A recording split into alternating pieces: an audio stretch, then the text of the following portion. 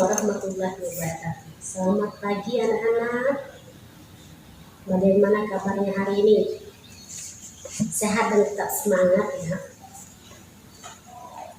Pada kelas 10 semester 1 ini, bab pertama yang akan kita pelajari yaitu tentang hakikat ilmu fisika dan keselamatan kerja di laboratorium. Pada bab ini ada 4 materi yang akan dijelaskan.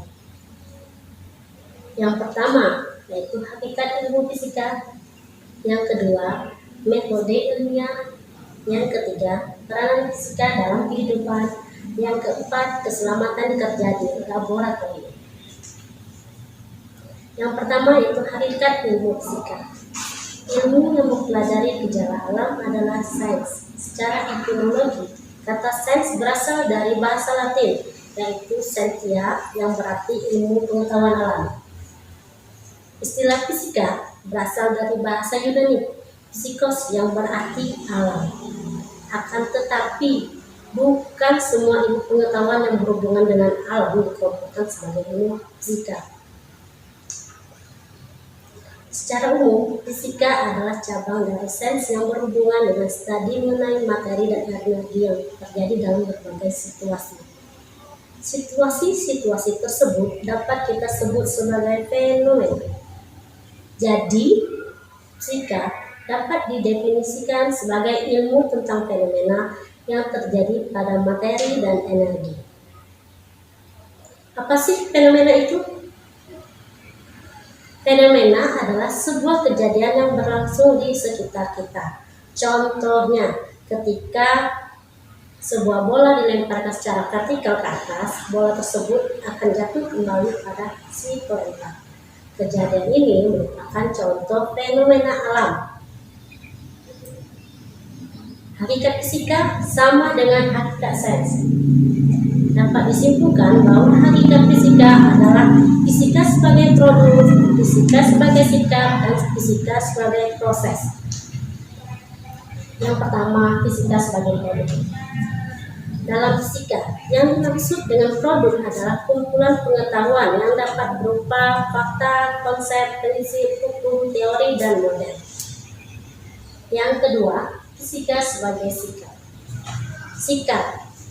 Langkah dalam proses tersebut membutuhkan sikap ilmiah yang baik, antara lain rasa ingin tahu, percaya diri, teliti, objektif, jujur, terbuka, mau bekerja sama, dan mau mendengarkan pendapat orang lain. Yang ketiga, fisika sebagai proses. Semua jenis produk tersebut dihasilkan setelah kita mempelajari gejala alam yang melibatkan materi, energi, dan interaksinya melalui serangkaian masalah, penyusunan hipotesis, pengujian hipotesis melalui eksperimen, analisis data, dan penarikan kesimpulan. Materi yang kedua yaitu tentang metode ilmiah. Langkah-langkah untuk melakukan metode ilmiah ada 7 langkah. Yang pertama, melakukan pengamatan atau dengan kata lainnya observasi. Setelah melakukan pengamatan, maka langkah kedua yaitu merumuskan masalah. Setelah langkah kedua, langkah ketiga yaitu mengumpulkan data atau informasi. Lanjut lagi langkah keempat, membuat hipotesis. Selanjutnya, melakukan percobaan atau eksperimen. Yang selanjutnya lagi, menganalisis data. Dan yang terakhir, menarik kesimpulan.